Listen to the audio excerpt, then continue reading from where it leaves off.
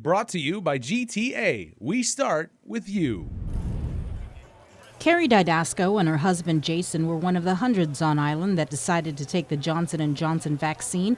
The couple received the shot Monday. I already got it. I can't get it to get out of me, but I'm just not somebody that's going to dwell on it.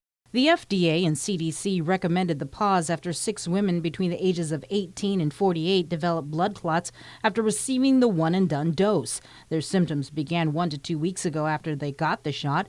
One died and another is in critical condition. We are, of course, heeding this recommendation. Public Health Chief Medical Examiner Dr. Felix Cabrera says the pause will allow time for more research and the collection of data.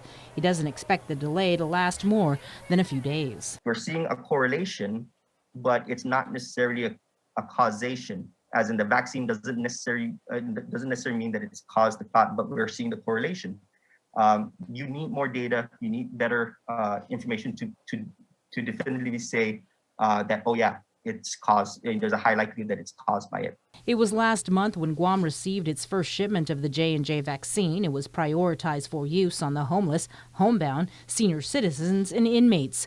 DOC spokesperson Major Antone Uggins says their nurses on Tuesday were trained on how to give shots and were set to administer the J&J vaccine starting next week. I did speak to our nurse this morning, and we're gonna stand by and wait for the public health guidance on how to proceed. In terms of how this will affect Guam's path to half, it is going to make it tougher. Dr. Cabrera admits we might not reach the goal of 50% of the island's adult population being fully vaccinated to reopen travel next month. We have to remember, safety number one.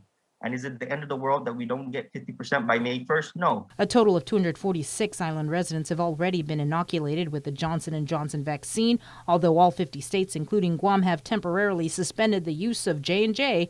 Kari isn't worried. Personally, I'm not extremely concerned because it's such a low amount of people, but, knock on wood, it doesn't come knocking on my door. Brought to you by GTA. We start with you.